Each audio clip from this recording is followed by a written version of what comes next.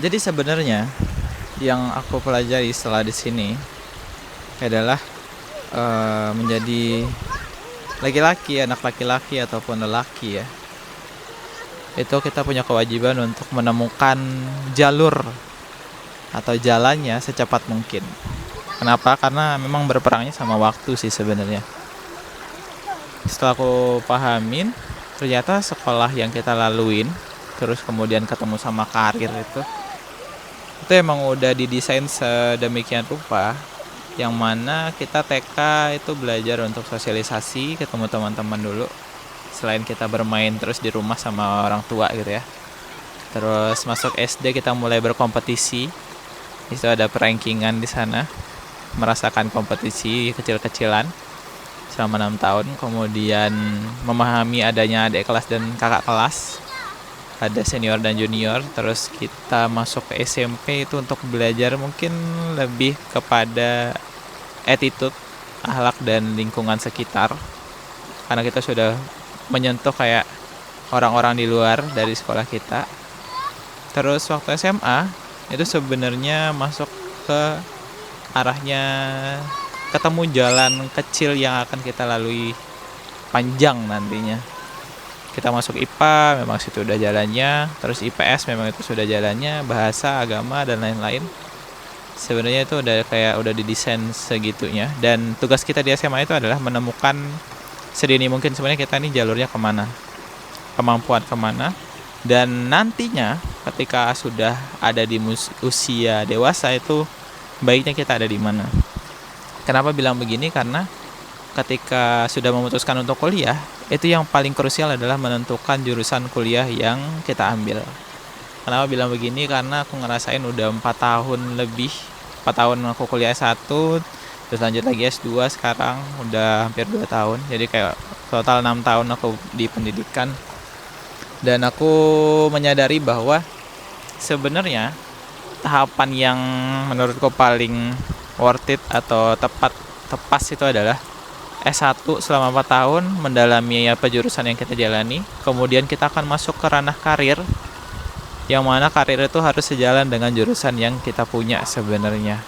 Dan ketika sudah punya jurusan yang benar, ada yang tepat, maka kerjaan kita selanjutnya itu adalah untuk menabung dan mencari modal, menutup barrier bare minimum yang finansial kita butuhkan sebagai individu. Misal jurusan teknik mesin misalnya, kuliah 4 tahun, setelahnya langsung kerja di yang memang requirement-nya untuk orang teknik mesin. Kenapa aku bilang kayak gitu? Ya karena memang perusahaannya butuh kayak gitu, dan di perusahaan kita akan dapat gaji pertama kita, dan tentunya dengan nominal yang lebih tinggi kalau kita memang hanya lebih tinggi dari orang-orang yang hanya lulusan SMA gitu. Ketika sudah ada kualifikasi secara sertifikat tadi untuk kuliahnya, udah ilmunya udah ada, terus skillnya udah ada, terus udah masuk ke dunia kerja, disitulah kita untuk menumbuhkan modal atau tabungan yang kita punya selama 5-10 tahun bekerja.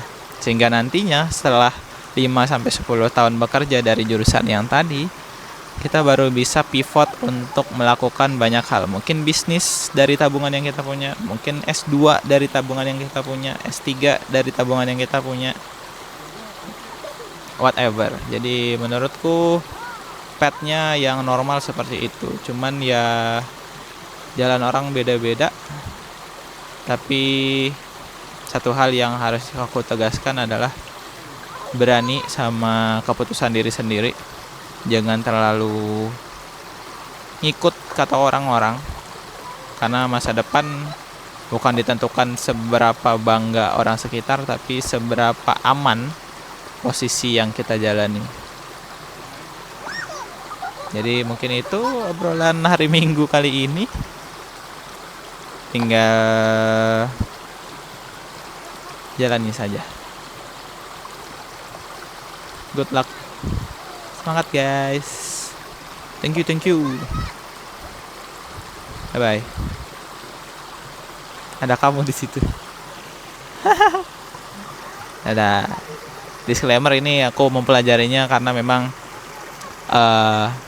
sudut pandang atau pola pikirku yang mulai terbentuk lebih dewasa mungkin dibilangnya, selama aku di perantauan dan ngelihat semua yang terjadi di sekitar dan di dunia.